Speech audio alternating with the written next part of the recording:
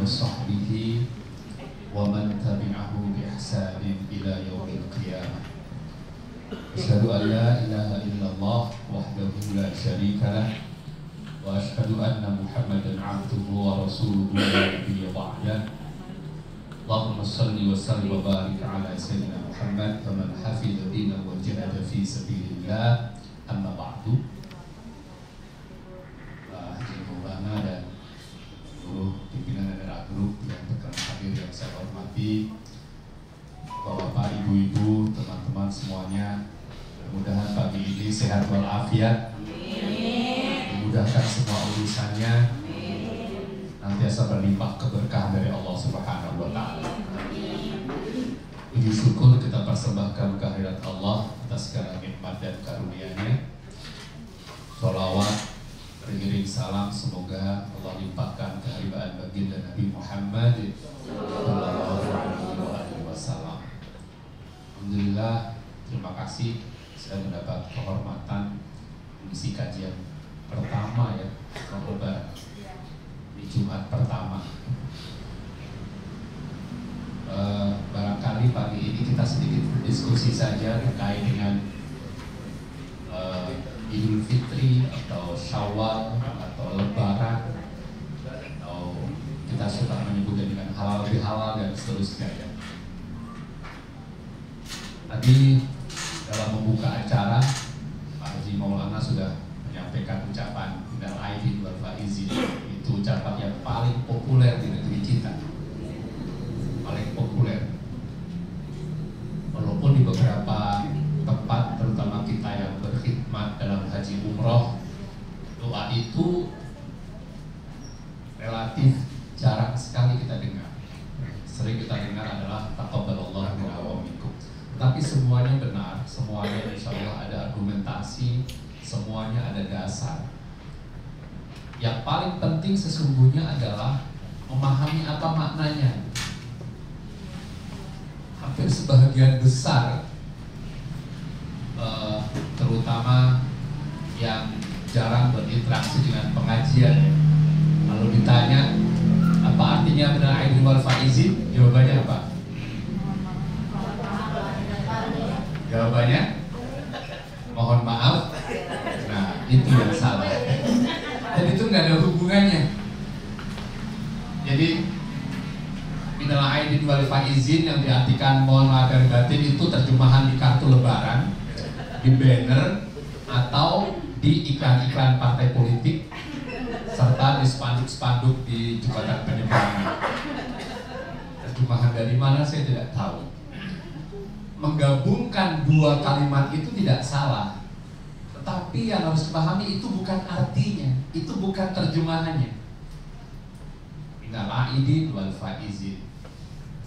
Sebenarnya ini potongan doa ya. Doanya sebenarnya dalam beberapa riwayat itu cukup panjang. Misalnya di dalam kitab Al-Azkar An-Nawawiyah itu ada kalimat yang Nabi sering berdoa ketika usai Ramadan dan menyambut Syawal itu, ja'alanallahu wa iyyakum minal aidinal faizinal maqbulina fi kulli amin wa antum bi khair taqabbalallahu minna wa minkum taqabbal ya karim. Boleh diulangi Bapak Ibu? Amin. Ja'alanallahu wa iyyakum. Semoga Allah menjadikan aku dan engkau semua minal aidin, orang-orang yang aid, orang-orang yang berlebaran, orang-orang yang kembali. Wal faizin, orang-orang mendapatkan kemenangan, mendapatkan keberuntungan. Wal maqbuli, dan orang-orang yang diterima amal ibadahnya. Fi kulli amin, setiap tahun. Wa antum bi khair, kamu dalam kondisi baik-baik saja. Baru akhirnya doa taqabbalallahu minna wa minkum taqabbalallahu. Tapi di Indonesia apa sih yang tak dipotong? Ya, Waalaikumsalam warahmatullahi wabarakatuh. Selamat datang Bu Jahidah, Pak Bakti. Terima kasih. Mohon izin lanjutkan. Jadi di Indonesia ternyata bukan cuma APBN yang dikorupsi, doa juga dikorupsi kan? Doa yang tadi saya baca, ja'alanallahu wa iyyakum minal aidin al faizin al maqbulin, sampai di Mampang yang diucapkan apa? Minal aidin wal faizin. Na'udzubillahi min dzalik. Itu kan doa, bagus. Na'udzubillahi min dzalik. Sampai 5 auzubillahi. Motongnya padahal na'udzubillahi min dzalik atau a'udzubillahi min dzalik kan panjang. Tidak kita aja dapat auzubillahi. Misalnya. Dan masih banyak lagi beberapa kita yang suka potong gitu, suka dipotong. Astagfirullahaladzim, panjang kan bagus. Sampai 5 astaga. Astagfirullahaladzim, kenapa? Baik, Bapak Ibu yang saya hormati, saya ulangi lagi. Jadi minal aidin wal faizin artinya bukan mohon maaf lahir dan batin. Kalau mau digabungkan silahkan. Kalau saya lebih setuju kalau mau digabungkan dibalik saja. Mohon maaf lahir batin baru doa. Minal aidin wal faizin amin. Kalau nggak mau yang panjang. Apa sih maknanya? Ya'alanallahu, semoga Allah menjadikan aku dan engkau minal aidin, orang-orang yang aid. Aid itu bisa berarti lebaran. Aid bisa berarti kembali. Ada ya'ud itu kembali. Bapak kalau mau ke arah Ragunan kemudian ke sana balik itu namanya aid. Kembali. Tadi salah. Kembali. Tapi kembali bisa berarti dari yang awalnya memang seperti itu kemudian berubah balik lagi, itu namanya kembali. Awalnya baju bersih kemudian dipakai kotor, biar kembali lagi diapain? Ya dicuci, digosok, dikucek-kucek, kembali lagi, artinya kembali bersih. Mobil awalnya enak, nyaman, begitu kita pakai sering, ya kadang-kadang remnya kurang pakem, gasnya kurang nyaman gitu. Kadang-kadang rodanya nggak stabil. Bawa ke bengkel, selesai di bengkel, kembali lagi. Itu namanya aid. Nah, 30 hari atau sekitar 1 bulan kita masuk bengkel Ramadan namanya, maka Idul Fitri diharapkan kita kembali lagi seperti kondisi fitrah kita. Itu minal aidin ya. Apa fitrah manusia? Jadi fitri, di sini ada berapa nama fitri? Ada dua. Ya, jadi kembalinya ke fitri ya, jangan ke kurnia, ke fitri. Kembali ke fitri. Fitrun itu artinya banyak. Fitr arti pertama itu makan. Makanya sarapan pagi itu namanya futur kan? Breakfast itu futur. Idul Fitri itu artinya kembali makan. Zakat fitrah, zakat makanan. Jadi kembali yang awalnya nggak boleh makan menjadi makan. Mengapa fitrah artinya makan? Fitrah manusia itu makan. Manusia nggak akan bisa bertahan kalau nggak makan. Apapun jenis makanannya, mau diinfuskah, mau pakai apa, kalau nggak ada asupan nutrisi manusia nggak bertahan. Itu fitrah. Fitrah yang kedua itu, manusia itu punya 2 kebutuhan. Kebutuhan pertama kebutuhan kepada Tuhan, kedua kebutuhan pada sesama. Itu fitrah manusia. Itu namanya fitrah. Fitrah adalah kondisi di mana seseorang nggak bertahan kalau nggak berada di situ. Namanya fitrah. Fitrahnya burung terbang, fitrahnya ikan di air. Itu fitrah. Walaupun ditaruh di akuarium dengan hiasan lampu-lampu yang indah, ikan itu nggak berada di fitrahnya.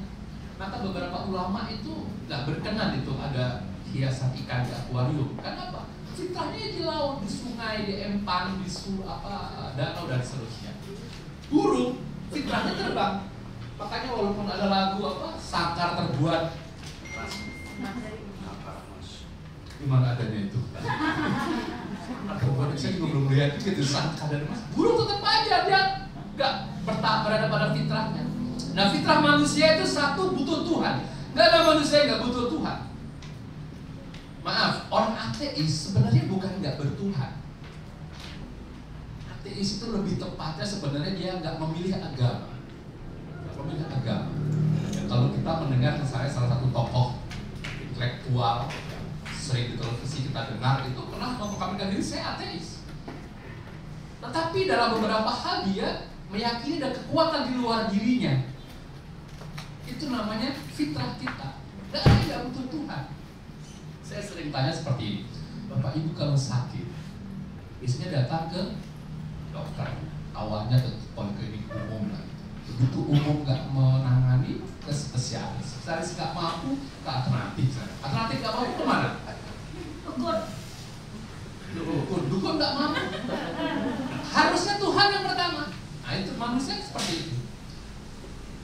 Contoh sejarah yang paling nyata itu Fir'aun yang dilaknat Allah itu. Fir'aun itu merasa dirinya hebat, bahkan mengaku ana rabbukumul a'la. Tetapi begitu digulung oleh Laut Merah ketika mengejar Nabi Musa alaihissalam, begitu sudah diombang-ambingkan, semuanya sudah nggak berdaya, baru mengatakan amantu bi rabbi Musa wa Harun.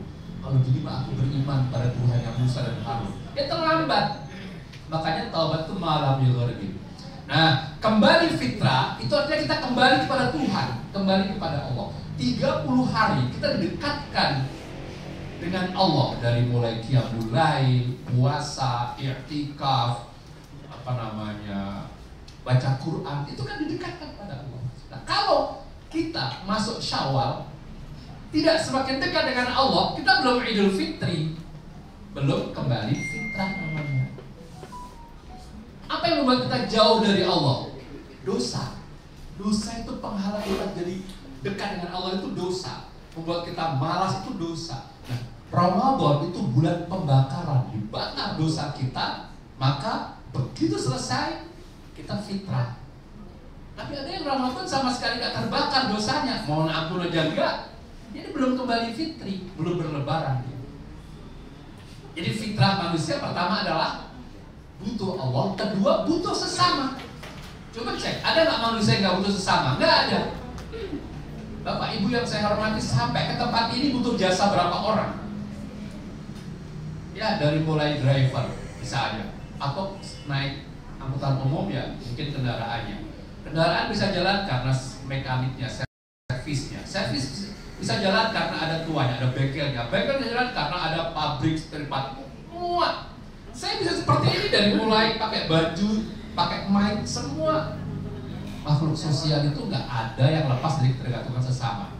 Maka Idul Fitri kita mohon ridho sesama. Nah tadi saya katakan boleh-boleh saja mohon maaf lahir batin, tapi mungkin bukan arti minal aidin tadi. Mohon maaf lahir batin agar kita dengan sesama harmonis lagi. Di Ramadan kan kita nggak boleh berantem kan gitu, nggak boleh bermusuhan, hilangkan dengki, hilangkan syirik, hilangkan suudzon. Agar apa? Hubungan hablum nasnya baik. Itu namanya Idul Fitri, kembali fitrah, minal aidin. Jadi kalau ada orang Lebaran masih marahan, belum Idul Fitri kan? Siapa yang masih marahan? Siapa yang masih belum tegur sapa? Siapa yang masih nomor kawannya diblokir? Siapa yang masih ada rasa dengki, iri dan seterusnya? Kita belum Idul Fitri itu, belum kembali kepada fitrah manusia umumnya. Manusia pada umumnya tadi butuh Allah, butuh sesama. Ada bercandaan gini, ada orang egois, semuanya diurus sendiri, tidak butuh orang lain. Pertanyaan saya, mampu bertahan nggak dia? Nggak akan mampu, nggak akan mampu. Memang nanti kalau dia mati mau order Gojek itu atau mau pakai GrabCar gitu kan, tetap orang lain. Kita lahir, siapa yang nolong? Orang lain. Kita hidup, bertahan hidup sampai hari ini, butuh orang lain. Nanti kita mati juga butuh orang lain. Maka kalau ada orang yang egois, ada orang yang egois itu adalah sifat iblis ya, anania bahasa Arabnya, yang merasa sanggup tanpa bantuan orang. Itu sifat-sifat iblis. Nah, Ramadan kemarin ego itu kita kalahkan. Ego itu siapa yang mengendalikan? Nafsu. Maka di bulan Ramadan nafsu dikendalikan. Rasulullah SAW selesai perang Badar menyampaikan pada sahabat, raja'na min jihadil asghar ila jihadil akbar. Wahai sahabatku, kita baru saja usai pulang dari perang kecil dan kita segera menuju ke perang yang besar. Sahabat langsung terhentak, kaget. Jadi dibayangkan ada yang sedang santai di bawah pohon kurma gitu. Pasukan Badar kan banyak berserakan ya, banyak yang gugur. Rasulullah betul-betul bersabda seperti itu. Raja'na min jihadil asghar ila jihadil akbar. Kita baru aja selesai perang kecil. kita akan segera menuju ila jihadil akbar, perang yang besar. Sahabat kaget, ya Rasul, medan Badar begitu dahsyat, banyak sekali korban jiwa, banyak sekali yang terbunuh sahabat kita. Mengapa baginda masih mengatakan ini perang kecil? Apa itu perang besar? Jihadul akbar, ya jihadul nafs, perang melawan diri sendiri. Perang melawan nafsu itulah perang besar. Perang dengan rasa malas, perang dengan pesimisme, perang dengan rasa iri, perang dengan sifat-sifat buruk, ya suudzon. Itu perang dengan diri sendiri. Oleh karenanya, begitu Syawal tiba, 30 hari kita dilatih oleh Ramadan, kita harus mampu mengendalikan nafsu tadi. Karena nafsu itu yang membuat kita jadi kalah. Itu minal aidin, ya. Ja'alallahu wa iyyakum minal aidin. Dan wal faizin. Apa itu faizin? Faza yafuzu itu artinya menang, berhasil. Faza juga bisa berarti sukses. Faza juga bisa berarti tercapai cita-cita. Faizin, orang mendapatkan kemenangan, kesuksesan, keberhasilan, keberuntungan. Apa indikasinya? Kita termasuk yang faizin apa belum? Nah, dalam sebuah hadis Rasulullah SAW pernah bersabda, "Man kana yaumuhu khairum min amsihi fahuwa rabihun." Orang yang menang itu, orang yang sukses itu, orang yang berhasil itu, man kana yaumuhu khairum min amsihi. Orang yang mampu menjadikan hari ininya lebih baik dari hari kemarin. Itu baru namanya faizin. Ada peningkatan, jadi kurvanya naik seperti ini. Kalau kemarin prestasi kita misalnya 6, sekarang 7, 8, itu baru namanya faizin. Kalau sama, itu rugi namanya. Bertambah usia, tapi prestasinya sama, itu rugi. Percuma. Kalau bahasa hadis Nabi itu, pernah Nabi menyampaikan, kam min shaimin laisa lahu min siyamihi illal ju' wal 'atas. Betapa banyak orang-orang yang puasa tak mendapatkan apapun dari puasanya kecuali lapar dan dahaga. Itu artinya orang yang tak mendapatkan prestasi. Sebelum Ramadan dan setelah Ramadan amalnya sama persis, sama dengan, itu berarti belum faizin. Percuma latihan di Ramadan. Bapak Ibu yang saya hormati, misalnya ada pelatihan. Pelatihan apa? Pelatihan komunikasi misalnya.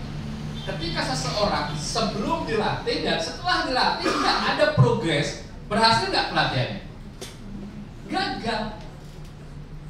Atau kalau misalnya Bapak Ibu yang saya hormati, seseorang mau bertanding ya, itu kan ada diklat ya, pendidikan dan latihan. Masuk ke sebuah karantina mungkin itu dilatih. Misalnya, datang dulu, kasih. Ada orang masuk dalam sebuah pelatihan. Biasanya Bapak dan Ibu yang saya hormati, itu dilakukan semacam tes pra dan pasca ya, ada pas tes, ada post tes. Sebelum masuk dites, setelah dites. Misalnya sekarang pelatihan lari. Nah, sebelum latihan mampu berapa kilo lari? Latih, di treatment. Ada banyak sekali program latihan. Setelah itu, ketika nggak ada peningkatan, berhasil nggak pelatihannya? Jadi al-faizin itu artinya man kana yaumuhu khairum min amsi. Bapak Ibu boleh tes diri sendiri. Setelah Ramadan ini aku menjadi lebih baik atau sama atau bahkan menurun. Kalau lebih baik baru kita boleh mengklaim diri kita min al-faizin. Al-faizin. Caranya gampang. Bapak Ibu boleh tanya, setelah 1 bulan ikut pelatihan Ramadan, ada peningkatan nggak? Ada peningkatan? Ada usaha apa? Berat badan. Ada peningkatan berat badan. Mohon maaf, saya pernah diskusi dengan salah satu petugas pengangkut sampah di komplek tinggal saya, tempat tinggal saya. Justru sampah bulan puasa, terutama sampah rumah tangga, jauh lebih banyak daripada sampah di luar bulan puasa. Apa yang terjadi? Itu Nabi katakan tadi, kam min shaimin laisa lahu min siyami ilal ju' wal 'athas. Puasa itu cuma merubah jadwal makan saja. Di bulan biasa nggak ada itu. Kulit belewah, kulit banyak jemur sumuri, kulit pisang. Jadi tempat sampah itu Ramadan lebih banyak.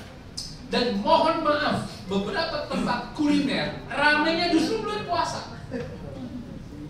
Di jalan-jalan yang nggak pernah ada jualan dari mulai lontong, bakwan, apalagi kolak pisang macam-macam, justru di bulan puasa.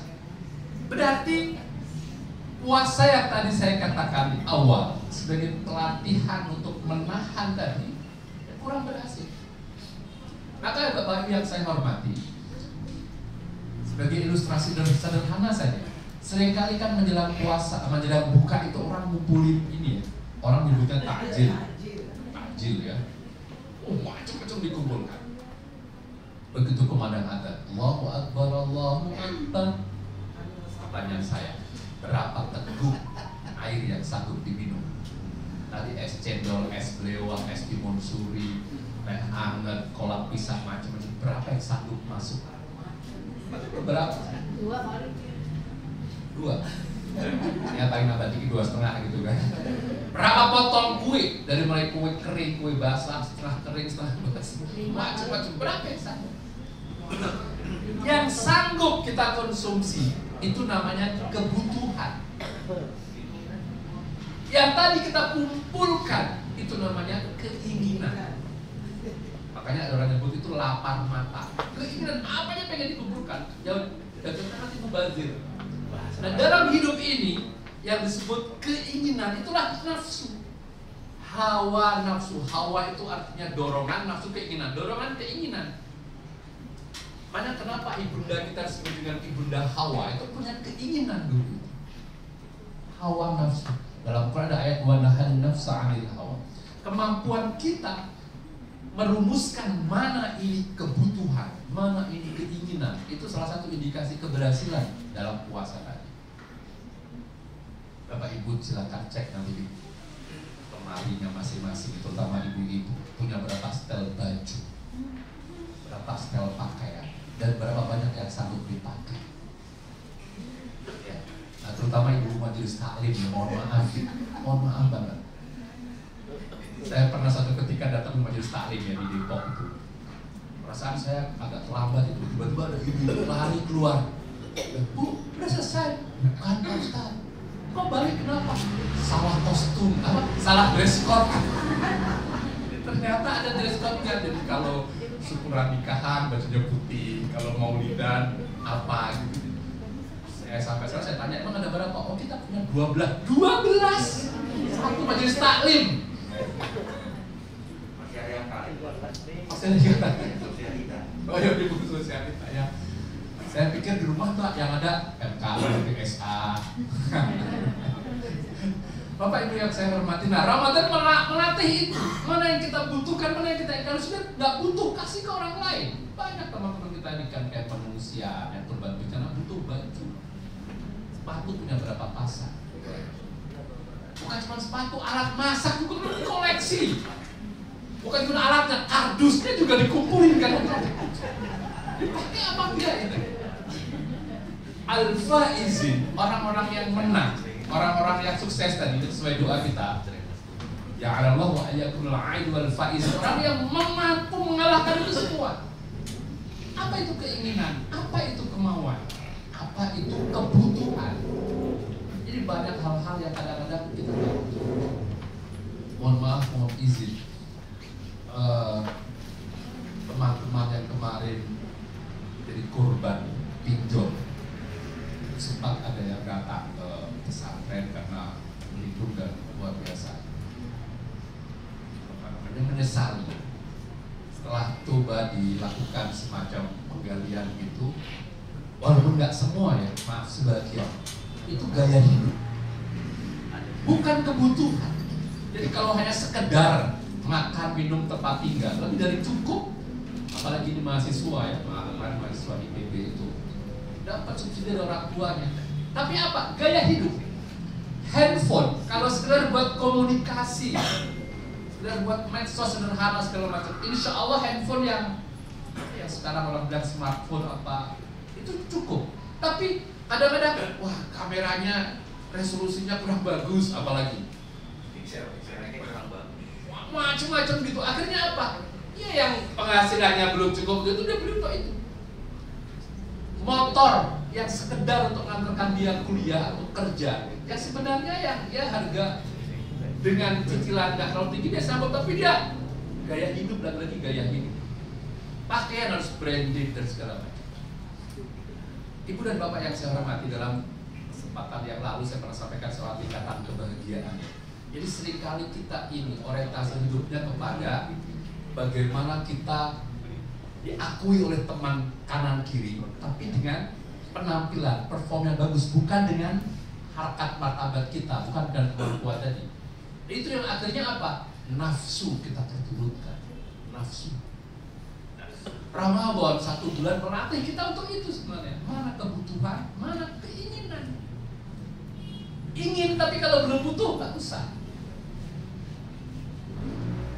Suatu ketika saya pernah silaturahmi ke salah satu kawan, sama sepertinya dari sisi pendapatan ya, PKOP, dia di atas saya, yang hanya sekedar ngajar, atau sekali dapat amanah bimbing jamaah gitu.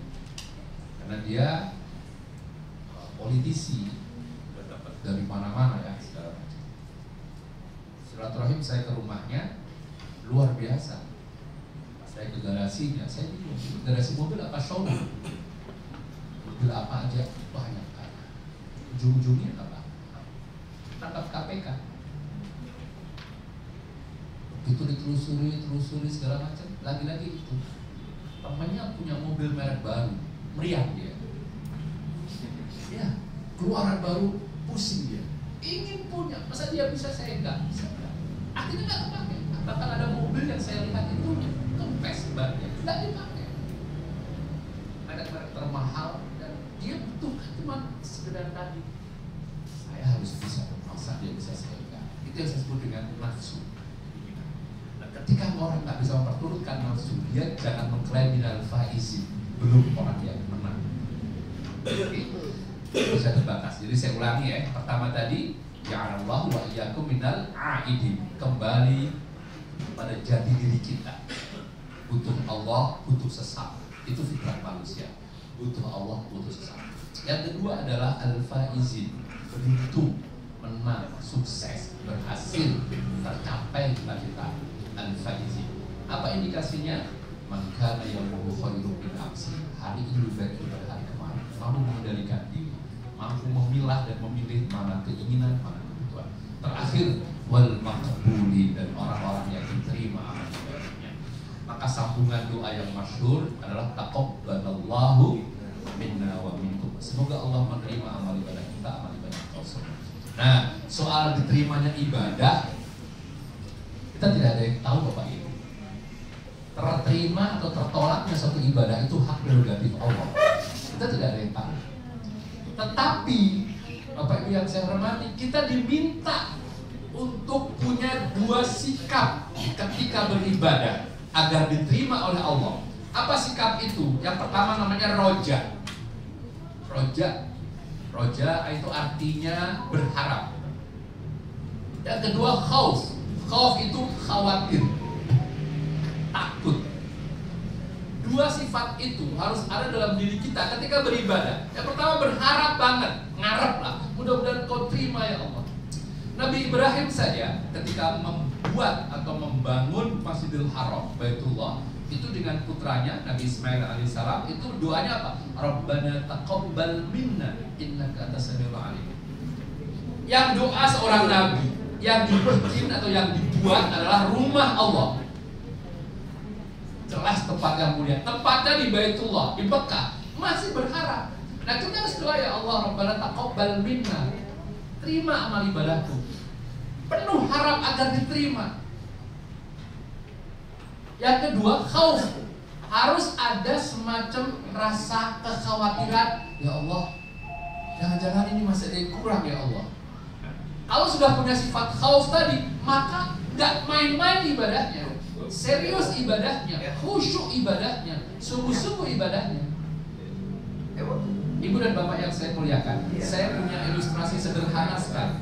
Ada gambaran yang mungkin mudah-mudahan membantu untuk memahaminya. Ketika saya mau mempersembahkan sesuatu kepada bapak atau ibu, misalnya hadiah, agar hadiah yang saya berikan bapak ibu berkenan menerima, apa yang saya lakukan? Oke, apa yang saya lakukan? Yang pertama, saya harus tahu bapak ibu paling suka apa. Bapak ibu paling gak suka apa? Bapak ibu yang paling gemari apa? Bapak ibu yang paling anti apa? Saya harus tahu itu dulu. Mohon izin, misalnya Bu Hajah Indah, saya tahu beliau dari Makassar tinggal di Bandung misalnya gitu. Saya harus cari tahu dari orang-orang dekatnya apa sih yang paling beliau suka, beliau paling demen, yang paling seneng itu apa. Baru saya usaha untuk itu, saya persembahkan. Paling nyaman kapan memberi pada beliau. Yang saya berikan beliau suka, tapi saya ngasihnya beliau pas lagi tidur, pas lagi apa. Justru bukan malah dipuji saya, nggak tahu diri namanya kan. Atau mohon izin, tiba-tiba ibu saya kirim, maaf misalnya, ibu suka jengkol, teh gitu loh. Ada orang nggak suka pete, dikirim pete misalnya gitu, nyinggung. Saya misalnya dikasih rokok, orang tahu saya nggak rokok misalnya gitu. Bisa jadi saya ceramahi yang ngasih misalnya gitu kan. Atau saya anti minum misalnya ya, es gitu.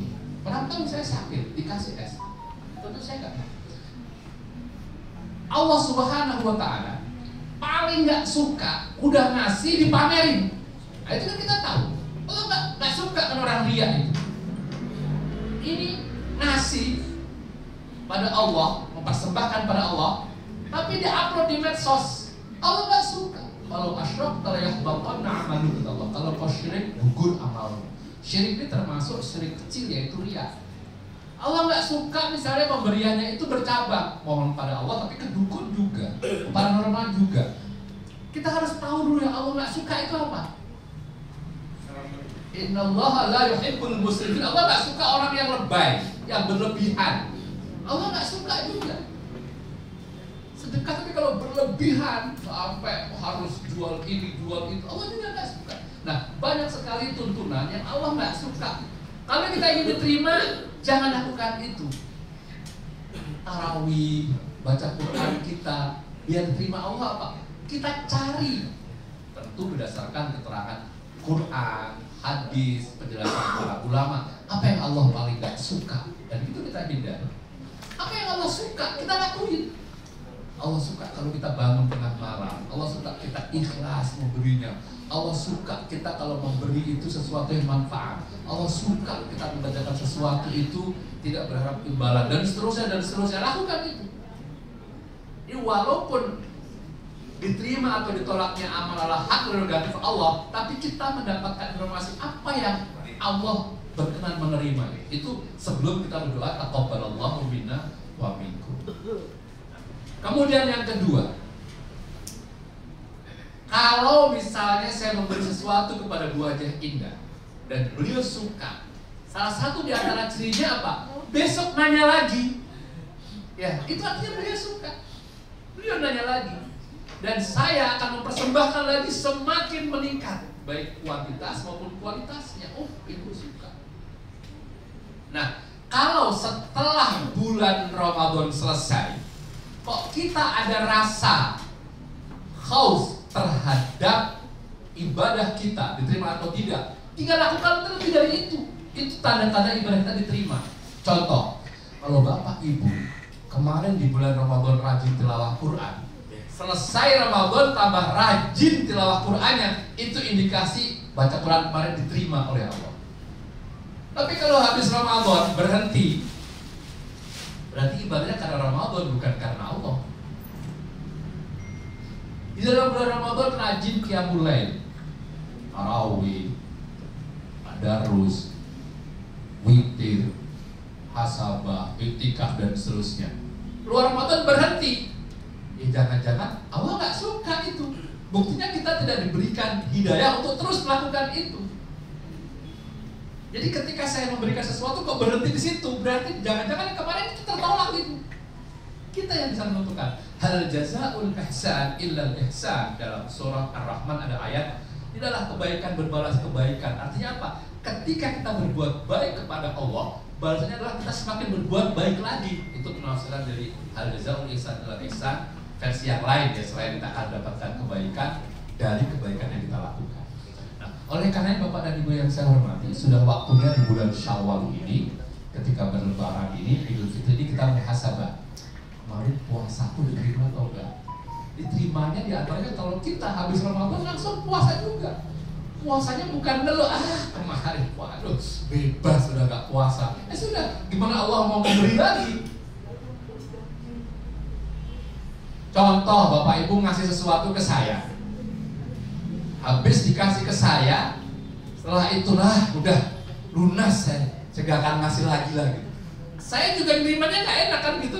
Udah lain kali gak usah ngasih lagi deh. Jangan-jangan yang dikasih tadi saya gak pakai, kasih orang lain. Karena Bapak Ibu ada semacam penyesalan, ada semacam ketidaktulusan. Jadi al-maqbuli, tanda diterimanya amal itu adalah ketika kita selesai beramal, kita terus ingin melakukan amal itu. Kemudian yang kedua, Bapak dan Ibu yang saya hormati, melipat gandakan amal setelah Ramadan itu harapannya apa? Mendorong amal yang kemarin. Demikian kata ulama. Contoh kayak gini. Ketika misalnya, lagi-lagi Bu Indah mau izin saya buat contoh lagi. Hari ini saya memberikan sesuatu ke Bu Indah, saya taruh di mejanya, gak diambil. Kenapa ya kok nggak diambil ya? Kok masih ada di meja Bu Indah ya? Saya perhatikan, oh ini jangan-jangan belum sesuai. Besok saya tingkatkan lagi kualitasnya. Oh, kemarin karena merek itu, saya tingkatkan mereknya lebih lagi. Nggak diambil lagi, saya tingkatkan lagi. Jadi jangan bosan, jangan putus asa, terus persembahkan. Nanti amal-amal kita ini mendorong amal yang tadi belum diterima itu. Jadi ibarat antrian, Allah akan, oh ini seriusnya hambaku mau memberi ini, serius hambaku berbuat ini, terus lakukan itu. Jadi jangan begitu kita nggak diterima langsung berhenti memberi, tidak. Itu maknanya al-maqbuli atau doa taqabbalallahu minna wa minkum. Nah, Bapak Ibu yang saya hormati, pada Idul Fitri itu kita berada di bulan Syawal. Syawal itu artinya tangga naik. Syawal artinya peningkatan. Meningkat harus lebih. Nah, orang yang sudah dilatih, digembleng, diberikan semacam nutrisi baik jasmani maupun rohani ketika Ramadan, selesai Syawal harus ada peningkatan tadi. Harus ada peningkatan.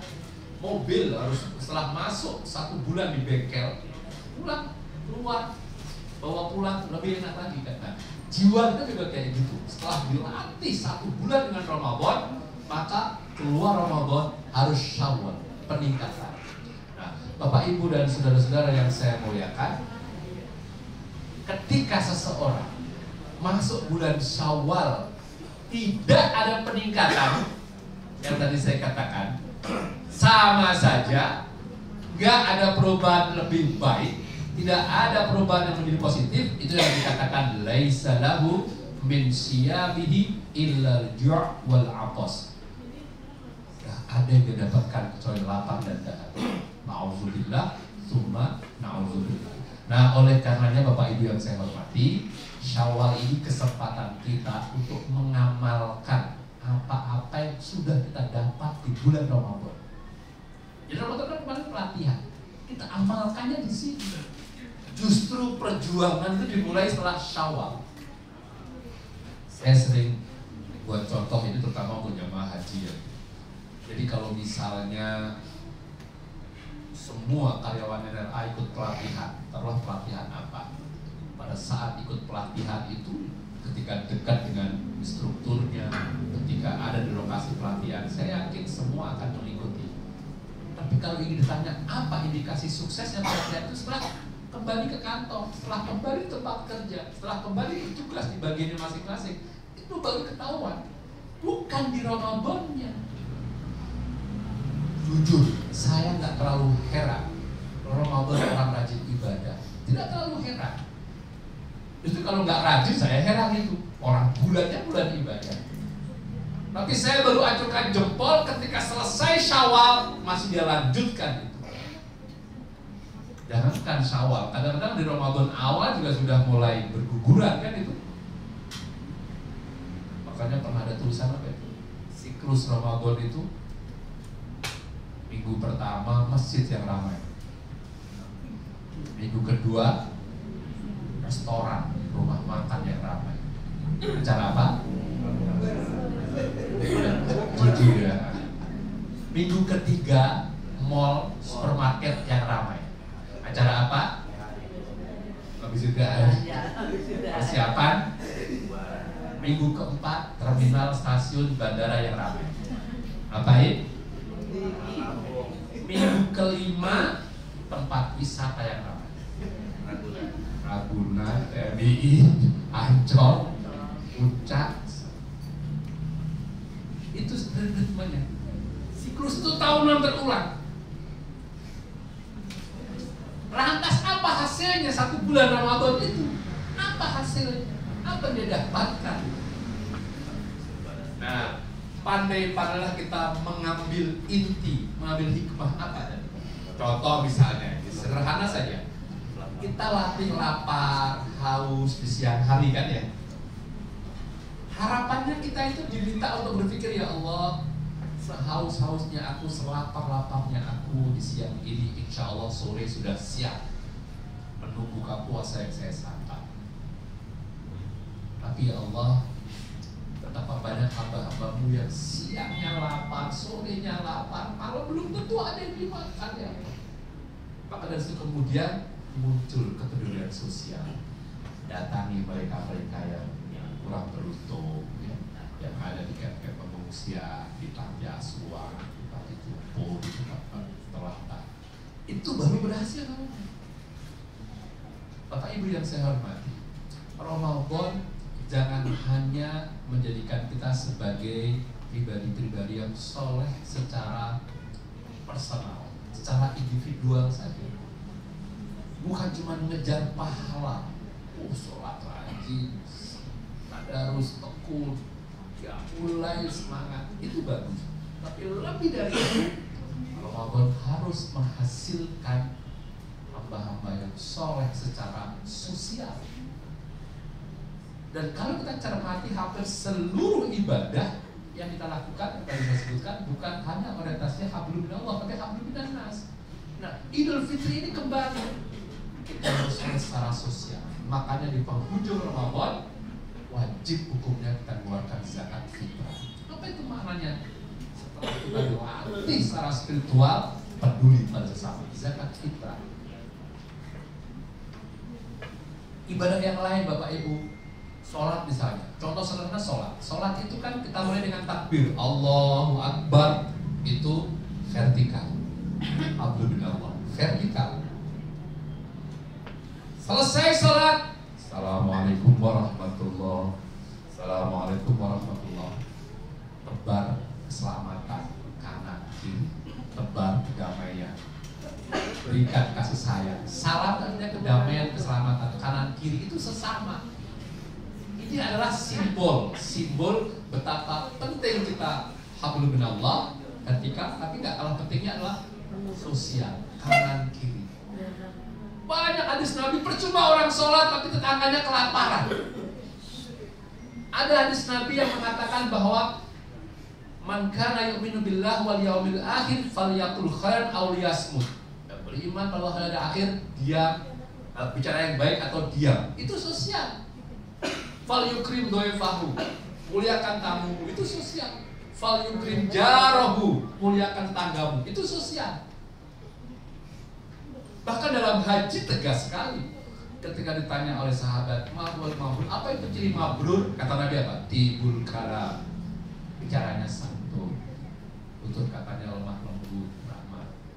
It'amut to'am, peduli pada orang memberi makanan. Ifsya'us salam, menebar keselamatan. Ini sosial semua. Jadi buah dari ibadah itu harus melahirkan pribadi-pribadi yang soleh secara sosial. Jadi kalau siang lapar, kemudian buka puasanya kenyang, sama sekali nggak terbersih untuk membantu orang, ya nggak berhasil itu puasanya, nggak berhasil. Karena harapannya begitu selesai puasa kita menjadi jiwa-jiwa yang ikut merasakan penderitaan sesama. Ya Allah, apa banyak teman-temanku, saudaraku, orang-orang yang kelaparan dan tidak mendapatkan apapun.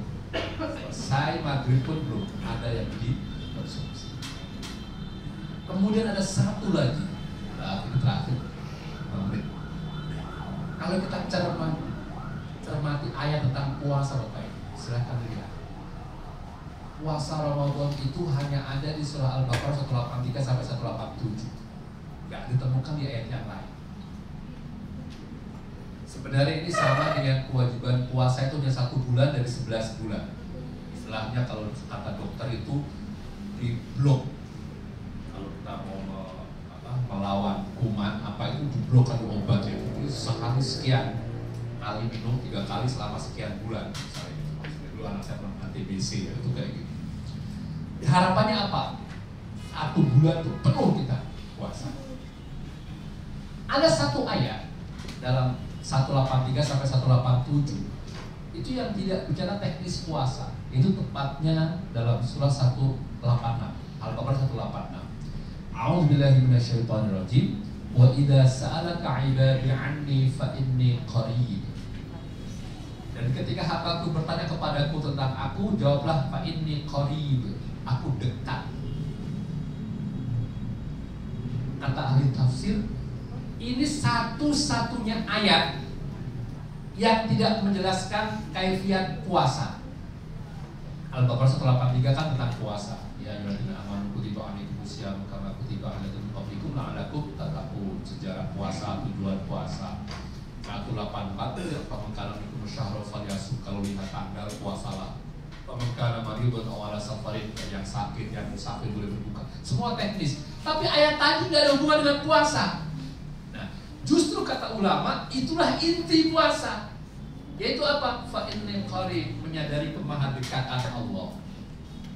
Bapak Ibu yang saya hormati, ulama menyebut puasa itu ibadah sirriyah, ibadah yang sangat-sangat rahasia. Hanya yang menjalankan dan Allah yang tahu.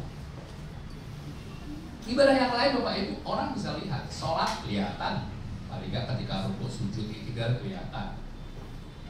Zakat minimal yang terima tahu dia zakat. Haji apalagi ya, berapa satu orang yang ngantar saya RT tahu semua, bukan wali batu sampah. Puasa ada yang tahu. Orang sahur bareng misalnya, buka bareng ya gak jaminan. Siangnya di warung. Kok ngaku gitu Pak? Kelihatan kakinya. Ternyata kalau pengen tahu orang puasa atau enggak itu kelihatannya di betis ternyata. bukan di sini, bukan mas, bukan betis. Jadi kalau betisnya kelihatan di balik kelambu, akhirnya tidak puasa. Tidak ada yang tahu. Tetapi tidak ada satupun yang berani kalau dia punya keimanan. Walaupun misalnya nggak ada yang lihat, siang-siang dibuka kulkas, berpulang lagi nggak ada yang berani. Atau wudhu pas lagi kumpul, nah dikit lumayan, nggak ada yang berani. Kenapa? Ini qarib, menyadari kemahahadiran Allah dalam setiap aktivitasnya. Itu sebenarnya makna puasa. Jadi orang yang mampu menghadirkan Allah dalam tanda petik ya, menghadirkan Allah dalam setiap aktivitas, itu orang udah sukses puasa. Jadi mau dilihat atasan mau nggak ngefek, kerja aja tadi. Mau dipuji, mau disanjung, nggak ngefek. Mau dikasih reward, mau nggak ada punishment, nggak ngaruh. Wah itu puasa yang berhasil. Dan itulah yang disebut oleh para ulama dengan ihsan. Apa itu ihsan? Beribadah seolah dilihat Allah, seolah melihat Allah. Kalau nggak mampu, yakini bahwa Allah melihatnya. Itu namanya ihsan. Dan di akhir ayat tentang takwa itu ada wallahu yuhibbul muhsinin, ya, Ali Imran 133. Jadi orang-orang yang muhsinin, muhsinun itu Haji Simun, muhsinin itu orang baik, itu orang-orang yang ihsan. Udah, bekerja terus saja. Bekerja tidak ada pabriknya. Nah, itulah inti berhasilnya puasa. Ya. Mudah-mudahan di awal bulan Syawal, setelah 1 bulan penuh kita ikut pelatihan Ramadan, seperti yang tadi dibacakan Pak Maulana di awal pengajian doa kita tadi, kita menjadi minal aidin, orang-orang yang kembali fitrah, kembali ke fitri ya, bukan ke kurnia, ke fitri. Apa tadi fitrah manusia? 1, butuh Tuhan. 2, butuh sesama. Kita harus sadar kita butuh Allah, maka kita tahu. Kita butuh sesama. Maka seringkali minal aidin digabungkan dengan mohon maaf lahir dan batin. Artinya apa? Kita mohon ridho, mohon ikhlas, jalin hubungan harmonis dengan sesama. Yang kedua, wal faizin, orang-orang yang sukses, yang beruntung, yang berhasil mendapatkan kemenangan. Siapa itu? Mampu menjadikan hari ini lebih baik dari hari kemarin. Yang ketiga, al-maqbulin, taqabbalallahu minna wa minkum. Semoga semua amal ibadah kita diterima Allah. Jadi yang diterimanya adalah ada kesenangan kita untuk melanjutkan ibadah yang kita lakukan selama Ramadan tadi. Jadi jangan beribadah karena Ramadan telah pergi, tapi beribadah karena Allah.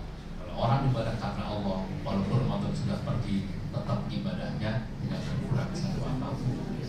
Mudah-mudahan ada manfaatnya, mudah-mudahan berkenan. Sudah jam 8.30, ada tanya.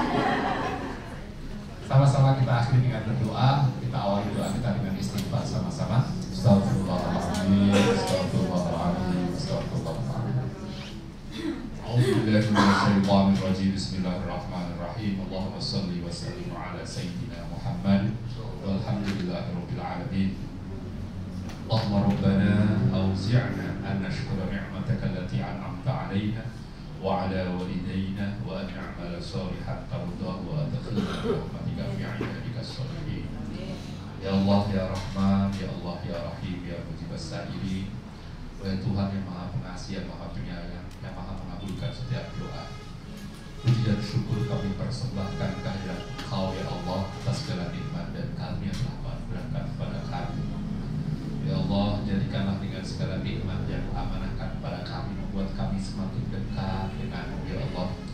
Jadikan dengan segala nikmat yang kami miliki, membuat kami semakin rajin beribadah kepada-Mu ya Allah. Jadikan dengan segala nikmat yang Kau titipkan kepada kami, membuat kami semakin peduli kepada orang-orang yang kurang beruntung di sekitar kami ya Allah. Ya Allah, jangan sampai nikmat yang kami miliki membebani hidup kami baik dunia maupun akhirat. Allahumma ya Allah ya Ghafur Rahim, Wahai yang Maha Pengampun dan Maha Penyayang, kami ketuk pintu ampunan-Mu ya Allah. Kami mohon kepada Engkau, ampuni sebanyak apapun dosa-dosa kami ya Allah. Dosa-dosa kecil yang sulit kami tinggalkan maupun dosa-dosa besar yang sering kami sembunyikan ya Allah. Ampuni jika ada di antara kami yang pernah syirik padamu ya Allah. Ampuni jika ada di antara kami yang masih malas beribadah kepada-Mu ya Allah. Ampuni jika ada di antara kami yang pernah durhaka kepada orang tua ya Allah. Ampuni jika ada di antara kami yang pernah makan yang tidak halal ya Allah. Ampuni jika ada di antara kami yang pernah tidak setia dengan pasangan kami ya Allah. Ampuni jika ada di antara kami yang pernah menzalimi sesama ya Allah. Ampuni semua dosa-dosa kami yang kami tidak sanggup menghitungnya ya Allah. Ya Allah, kami yakin sebanyak apapun dosa kami, sesering apapun maksiat kami, sungguh ampunan-Mu jauh lebih luas daripada luasnya langit dan bumi ya Allah. Untuk itu ampuni kami ya Allah. Jangan sampai karena dosa-dosa yang melekat pada diri kami menghalangi turunnya rahmat-Mu kepada kami ya Allah. Jangan sampai karena banyaknya dosa kami menghalangi turunnya keberkahan dari-Mu ya Allah. Ya Allah, ampuni juga dosa kedua orang tua kami ya Allah, baik yang masih bersama-sama kami maupun orang tua kami yang sudah wafat menghadap kehadiran-Mu ya Allah. Untuk orang tua kami yang masih bersama kami mohon kepada Engkau panjangkan usianya, berkahkan rezekinya, beri kami kesempatan berbakti kepadanya, izinkan kami membahagiakannya dunia akhirat ya Allah. Untuk orang tua kami yang sudah wafat ya Allah, kami mohon kepada Engkau, lapangkan kuburnya ya Allah, jadikan kuburnya sebagai taman-taman surga-Mu ya Allah. Tinggikan derajatnya ya Allah. Terima amal ibadahnya ya Allah. Tempatkan di tempat yang terindah di sisi-Mu ya Allah. Pertemukan kami semua kelak di surga-Mu ya Allah. Ya Allah yang maha memberikan berkah, kami mohon keberkahan untuk rumah tangga kami ya Allah. Anugerahkan keberkahan untuk tempat tinggal kami ya Allah. Anugerahkan keberkahan untuk tempat kerja kami ya Allah. Anugerahkan keberkahan di lingkungan sekitar kami ya Allah. Anugerahkan keberkahan untuk bangsa dan negara kami ya Allah. Anugerahkan keberkahan untuk seluruh penduduk bumi ini ya Allah. Ya Allah, dengan keberkahan dari-Mu kami mohon kepada Engkau ya Allah, agar kami semakin rajin mendekatkan diri kami kepada-Mu ya Allah. Allahumma rabbana taqabbal minna innaka antas samiul alim wa tub 'alaina innaka antat tawwabur rahim. Kami mohon dengar dan kabulkanlah semua permohonan kami ya Allah, baik yang kami ucapkan dengan lisan kami yang dhaif ini maupun doa yang tersimpan dalam hati sanubari kami. Karena hanya Engkau zat yang maha mengabulkan setiap doa. Rabbana atina fid dunya hasanah wa fil akhirati hasanah wa qina adzabannar wa adkhilnal jannata ma'al abrar ya aziz ya ghaffar ya rabbal alamin. Sallallahu ala sayyidina Muhammad. Subhana rabbika rabbil izzati amma yasifun wa salamun alal mursalin walhamdulillahi rabbil alamin. Al-Fatihah. A'udzubillahi minasyaitonir rajim. Bismillahirrahmanirrahim. Alhamdulillahi rabbil alamin arrahmanir rahim maliki yaumiddin. Iyyaka na'budu wa iyyaka nasta'in ihdinas siratal mustaqim siratal ladzina an'amta 'alaihim ghairil maghdubi 'alaihim waladdallin. Rabbil